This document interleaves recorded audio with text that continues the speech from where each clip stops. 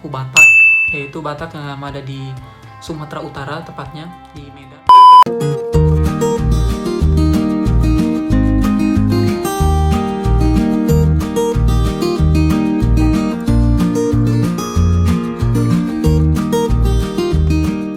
Oke, halo, what's up guys? Apa kabar? Kita berjumpa lagi di my YouTube channel.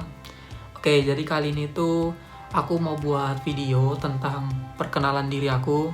Karena kan aku belum pernah perkenalan diri sebelumnya. Jadi awal-awal aku nge-YouTube kan, aku langsung nge-vlog aja gitu tanpa ada perkenalan. Jadi di sini aku mau perkenalkan diri aku. Tapi di sini ada yang seru juga karena aku bukan cuman mau perkenalkan diri aja. Jadi di sini aku juga mau sharing ke kalian tentang perjalanan hidup aku, mulai dari A sampai B, bahkan sampai aku bisa kuliah sekarang di Jogja, di Jawa.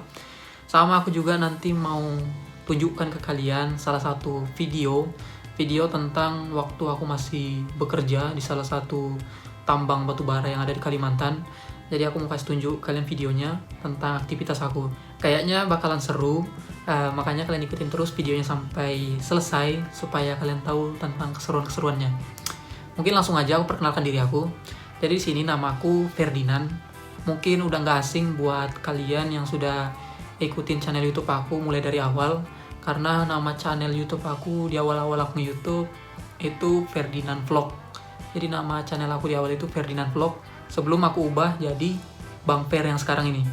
Jadi Bang Fer itu juga ada artinya, jadi nanti aku jelasin ke kalian sedikit maksud dari arti nama channel aku itu Bang Fer.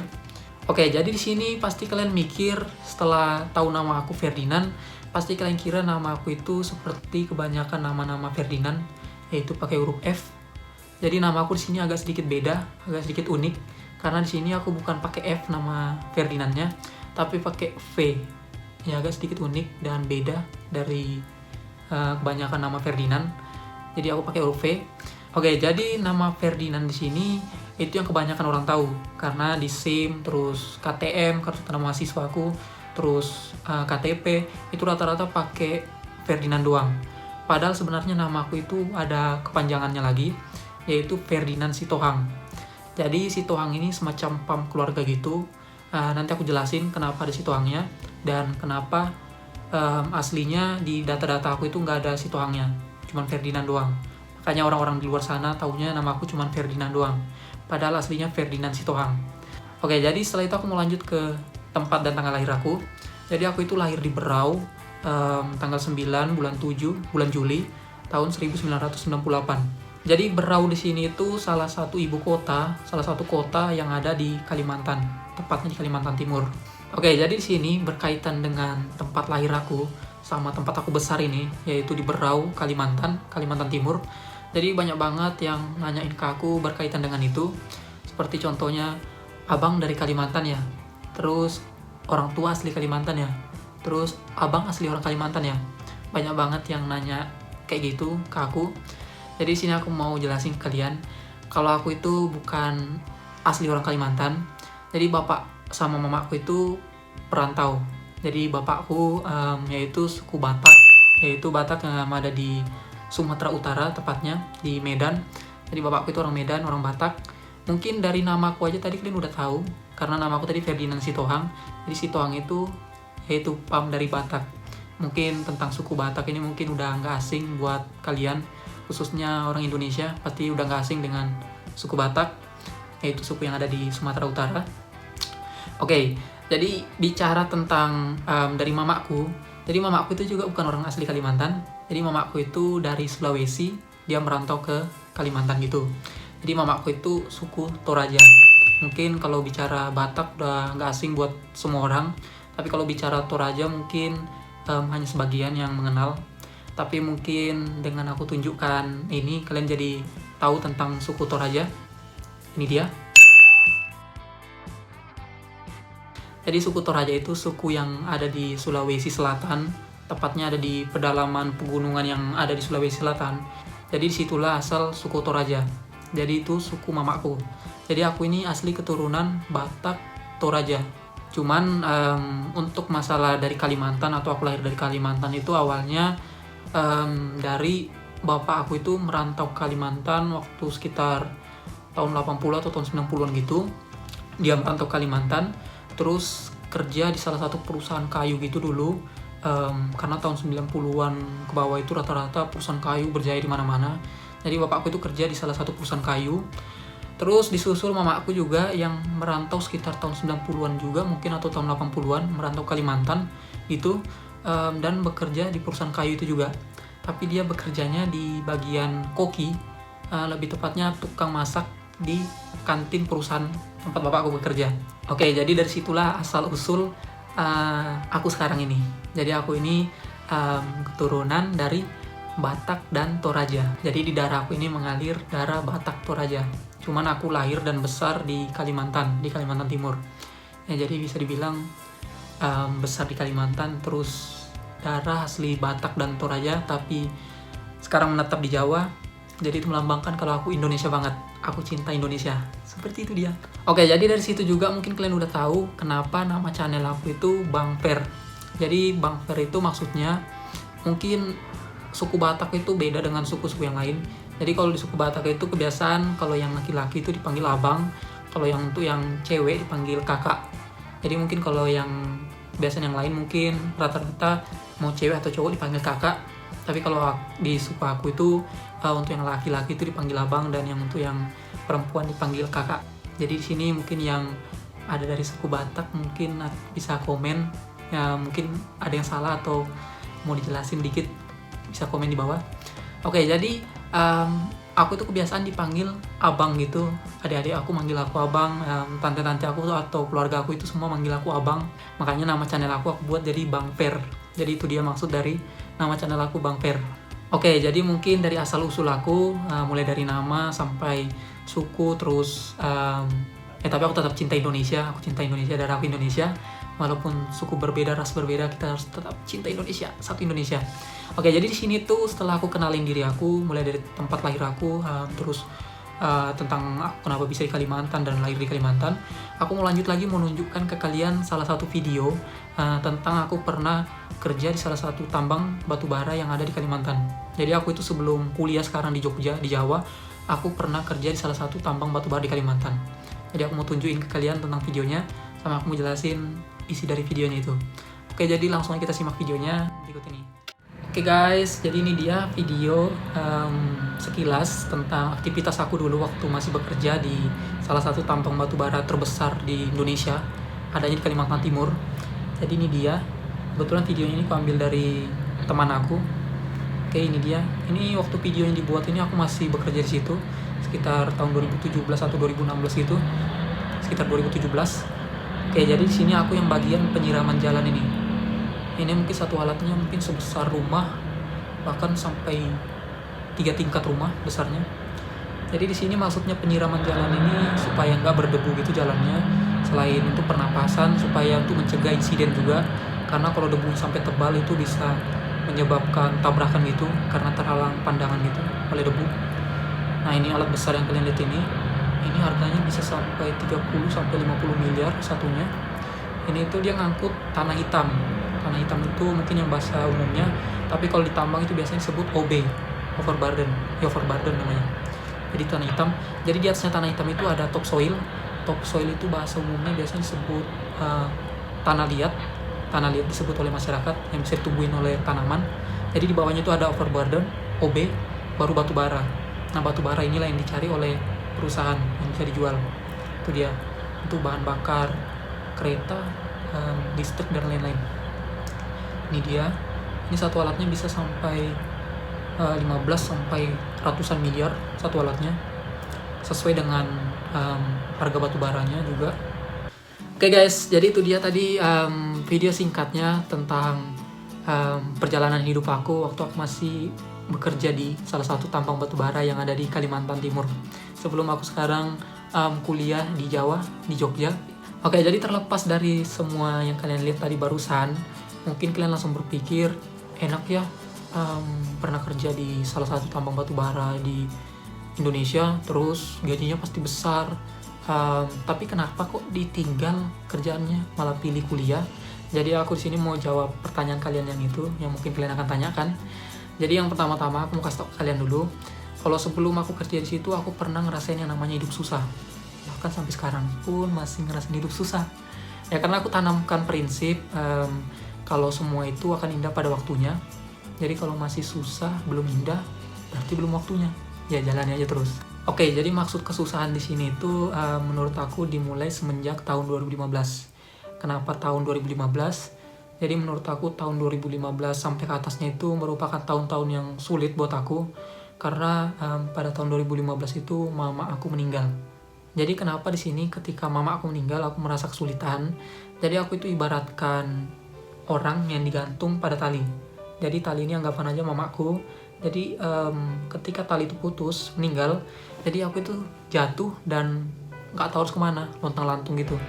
Nah jadi aku itu semacam lontang-lantung, ikut pergaulan-pergaulan yang enggak, terus bahkan aku pernah nyoba-nyoba bisnis gitu yang nggak jelas hasilnya, bahkan ditipu. Bahkan aku pernah punya niatan untuk berhenti sekolah. Jadi kenapa aku ada niatan untuk berhenti sekolah? Ya karena menurut aku sekolah itu buat apa sih?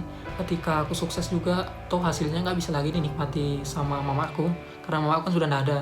Nah jadi menurut aku ya mending aku nggak usah sekolah, ya hidup-hidup aja gitu.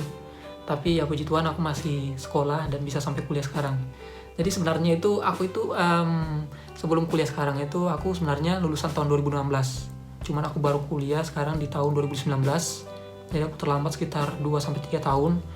Alasan aku terlambat itu ya karena ketika aku lulus SMA dulu tahun 2016, ya masih ada pengaruh dari mama aku meninggal itu. Ketika mama aku meninggal ya aku lulus sekolah itu, ya udah aku udah lulus, udah selesai tugasku. Jadi aku nggak tahu mau ngapain. Yang seperti yang aku bilang tadi, toh aku sukses juga nggak tahu untuk siapa, nggak bisa dinikmatin. Jadi aku lontang-lantung gitu, dan pada akhirnya ada salah satu teman aku yang ngajak untuk masuk kuliah gitu. Jadi aku ya ikutin alurnya aja. Jadi aku tes di salah satu universitas yang ada di Kalimantan, Universitas Perminyakan gitu. Oke, jadi terlepas dari ajakan teman aku itu untuk daftar ke Universitas Perminyakan yang ada di Kalimantan itu, menurut aku itu adalah masa-masa yang sulit juga. Jadi kenapa aku bilang sulit? Ya jadi untuk aku kesana itu kan sekitar 2 jam jarak dari rumahku ke universitasnya. Jadi itu butuh kendaraan untuk kesananya. Jadi aku di situ dalam posisi bingung karena bapak aku kan kerja jauh dari rumahku itu jauh banget. Jadi otomatis aku sendiri di rumah, nggak ada kendaraan karena kan mama aku sudah nggak ada. Jadi untuk daftar ke universitas itu aku minjam motor teman aku dan kebetulan dia mau. Jadi dia yang temannya aku mungkin sekitar 2-3 kali kami bolak-balik ke sana ke universitas itu. Dan ketika pada waktu itu motornya rusak, jadi aku bingung mau pakai apa untuk ke sana karena kan posisinya motor dia sudah rusak. Jadi pas-pasan bapak aku itu cuti turun kerja gitu, pulang ke rumah, dan di situ dia bawa motornya, motor tua juga. Jadi aku pakai motornya bapak aku itu ke universitas itu, ditemani sama temanku yang ini nih, yang aku pinjam motornya sebelumnya. Dan sialnya ketika kami sudah jalan sekitar 1 jam mau ke universitas itu, ban motor kami bocor di tengah jalan. Jadi kami bingung waktu itu. Kebetulan kan tempatnya itu semacam di hutan-hutan gitu, jadi nggak ada bengkel untuk memperbaiki bannya. Jadi mau nggak mau kami dorong motornya, jadi kami gonta-ganti gitu dorong motornya untuk sampai ke universitasnya. Mungkin ada sekitar hampir 7 kiloan kami dorong motor itu, dan kami ketemu tempat untuk menambah angin. Jadi sini cuma bisa tambah angin aja dan nggak bisa buat tambal ban. Jadi kami tambah angin aja dan kami langsung menuju ke universitasnya. Dan puji Tuhan mungkin karena bocornya cuman kecil, jadi tambah angin yang kami lakukan tadi itu cukup buat sampai ke universitasnya. Jadi setelah aku sudah sampai di Universitas Perminyakan itu, aku lihat bahwa berkas terakhir yang aku kumpul itu adalah pengumpulan karena aku lulus tes masuk universitas itu. Dan so aku langsung senang banget dengar kabar kalau aku lulus di universitasnya. Waktu itu kalau nggak salah aku lulus di bagian geologi perminyakan, kalau nggak teknik industri perminyakan gitu. Jadi aku senang banget aku bisa lulus. Tapi yang sialnya yaitu semua itu harus sirna ketika aku pergi ke bagian administrasi dan dijelaskan bahwa total yang aku bayarkan yaitu cukup besar, yaitu sekitar puluhan juta. Dan aku kaget karena kan memang tujuan aku untuk daftar kuliah itu hanya untuk jalani hidup aja, ikutin alur aja. aku nggak mikir sampai ke biaya kuliahnya itu.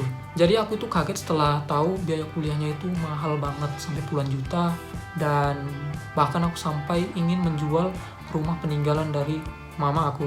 Jadi rumahnya itu masih ada sampai sekarang. Jadi dulu itu aku niat untuk menjual rumah mama aku untuk biaya aku kuliah. Padahal kalau dipikir-pikir aku kuliah itu mau tes kuliah itu ya cuman untuk have fun aja, nggak ada niat untuk kuliah. Jadi untung aja rumahku nggak terjual waktu itu. Tapi ya sialnya aku nggak berhasil kuliah waktu itu. Dan pada akhirnya aku pun lontang-lantung nggak jelas karena aku batal masuk ke universitas yang udah jelas-jelas menerima aku karena aku lulus tes. Tapi aku nggak jadi masuk karena masalah biaya. Jadi singkat cerita aku lontang-lantung nggak jelas, hidup kayak terpuruk gitu. Masuk universitas nggak berhasil. Jadi aku ikut pergaulan-pergaulan lagi, ikut bisnis nggak jelas. Dan pada akhirnya aku diputuskan untuk ikut keluarga dari bapak aku di salah satu kabupaten yang ada di Kalimantan Timur juga. Jadi aku disuruh bapak aku untuk ke sana untuk mencari kerja. Dan puji Tuhan baru berapa bulan aku di sana, mungkin kurang dari 3 bulan aku di sana, aku bisa langsung keterima kerja di salah satu perusahaan tambang batu bara terbesar di Kalimantan. Ya walaupun hanya bagian subkon itu bagian pembantu aja, yaitu perusahaan bantuan untuk perusahaan utama. Jadi aku kerja di situ dan membawa alat berat yang kalian nonton tadi barusan. Jadi singkat cerita 2 tahun pun berjalan, dan kontrak aku mau habis. Di situ aku memutuskan untuk tidak melanjut kontrak kerjaku. Singkat cerita kontrakku pun habis dan aku ikut tes kuliah di Jogja, dan hingga sekarang aku bisa kuliah di Jogja. Jadi itu dia cerita tentang hidup aku, mulai aku dari kerja, terus asal-usul aku, hingga aku bisa kuliah sekarang di Jogja. Jadi untuk aku bisa kuliah di Jogja ini bisa dibilang nggak mudah, ya semoga aku bisa sampai lulus. Jujur aku kuliah di Jogja ini juga nggak sepenuhnya niat untuk mencapai prestasi. Karena jujur aku sudah terlambat 2 tahun atau 3 tahun gitu, karena aku lulusan 16, jadi aku baru kuliah sekitar tahun 2019. Jadi menurut aku terlambat nggak apa-apa, yang penting berani mencoba daripada nggak coba sama sekali. Jadi seperti itu dia, makanya aku bisa kuliah di sini sekarang. Walaupun aku pernah gagal di tahun 2016, batal masuk kuliah di Universitas Perminyakan. Tapi menurut aku sih ada hikmahnya, karena bayangkan jika aku maksa masuk di universitas itu, mungkin yang ada rumahku lenyap sekarang dan aku nggak ada tempat tinggal. Seperti itu dia. Jadi semua itu ada hikmahnya. Mungkin cara aku bersyukur sekarang itu ya dengan lihat ke belakang, walaupun banyak yang kacau, tapi ya banyak juga yang berhasil kalau dipikir-pikir. Mulai dari aku bisa ikut tes, terus pengalaman-pengalaman hidup, itu menurut aku kayak sertifikat kalau aku pernah punya pengalaman hidup. Mungkin nanti singkat cerita aku mau buat video juga tentang universitas aku yang sekarang ini. Mungkin nanti aku mau buat vlog ketika nggak ada COVID-19 sekarang, karena kan sekarang masih ada virus corona, jadi mungkin nggak bisa aku buat videonya. Tapi next time nanti aku buat video tentang kampus aku di Jogja. Oke, jadi mungkin itu aja video kali ini. Singkat cerita, makasih kalian udah nonton video aku dari awal sampai selesai. Semoga video ini bisa berguna buat kalian. Kalian bisa share juga, mungkin ada teman kalian atau orang yang kalian kenal butuh motivasi atau cerita hidup. Mungkin ini bisa sedikit membantu. Kalian bisa komen di bawah juga. Mungkin dari cerita aku ini ada yang berkaitan dengan kalian, atau kalian mau komen di bawah tentang hidup kalian juga, kalian bisa komen di bawah. Sama like video ini jika kalian suka. Sama kalian bisa tekan tombol subscribe-nya yang warna merah. Mungkin itu aja video kali ini. Makasih kalian udah nonton. Sampai ketemu di lain waktu. See you next time. Bye-bye. Makasih ya.